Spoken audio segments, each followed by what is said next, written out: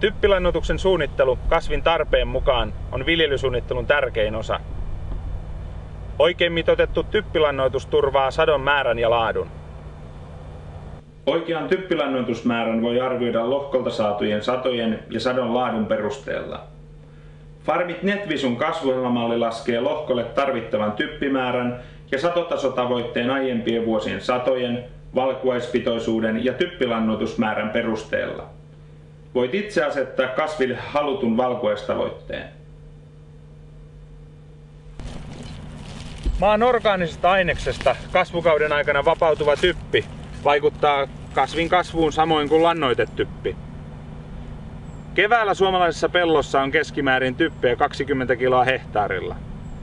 Mikäli tila on valinnut lisätoimenpiteeksi typpilannoituksen tarkentamisen peltokasveilla, on 20 kiloa ylittävä osa vähennettävä typpilannoituksesta. Pellossa olevan typen määrän voi helposti ja luotettavasti määritellä typpisalkuilla. Määrittäminen ei vaadi mitään erityisosaamista, vaan jokainen voi tehdä analyysit itse. Analysoitavat näytteet otetaan ensisijaisesti niiltä lohkoilta, jossa uskotaan typpimäärän olevan korkea. Tällaisia lohkoja ovat sellaiset, joihin edellisenä syksynä on levitetty lantaa tai joiden esikasvina on ollut nurmi, viherkesanto tai palkokasvi. Myös edellisenä syksynä kynnetty tai muokattu maa voi sisältää runsaasti typpeä. Näytteet otetaan juuri ennen kylvöä ja analysoidaan heti tai pakastetaan analysointiin asti, jotta maassa oleva typen määrä ei muutu. Näytteitä otetaan 1 viittähehtaaria kohden. Kukin näyte sisältää 15-25 osanäytettä 25 cm syvyydeltä muokkauskerroksesta.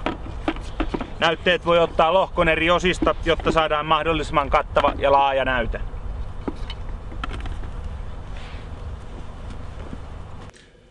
Jos lannoituksena käytetään vain kivennäislannoitteita, riittää pelkkä nitraattitypen määritys.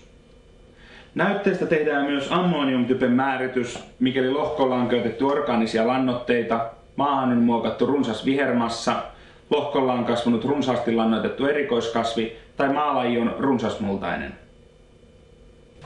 Ensin valmistellaan näyteliuos. Maanäyte sekoitetaan ja hienonnetaan huolellisesti ja täytetään ruiskumaalla. Tiivistettyä maata mitataan 40 ml uuttoastiaan, sekoitetaan ja lisätään 0,5 ml fennopolijauhetta mittalusikalla.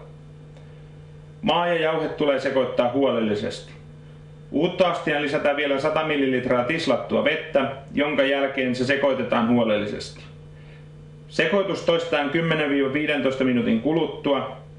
Sitten odotetaan vielä 5-10 minuuttia maan saostumista. Itse mittaus tehdään väriliuskoilla. Liusko kastetaan sekunniksi-8 sekunniksi näyteliuokseen. Tulos luetaan 10 sekunnin kuluttua värivertailuna. Mittaustuloksen tulkinta. Lohkolla viljellään rehuohraa, jonka satotavoite on 5000 kiloa hehtaarille. Korkein sallittu typen käyttömäärä on silloin 120 kiloa hehtaarille. Lohkon kevään typpimittaus osoittaa, että typpeä on maassa 28 kiloa. Mittaustulos tulee huomioida lannoituksessa seuraavasti. 28 kiloa miinus 20 kiloa on 8 kiloa.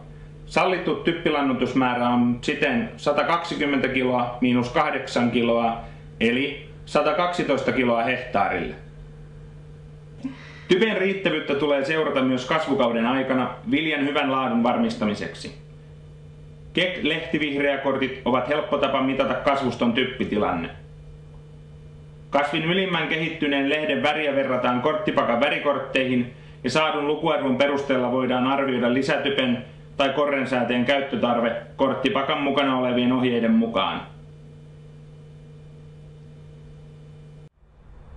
Muista myös, että tasapainoisella kasvinsuojelulla varmistat ravinteiden tehokkaan hyväksikäytön.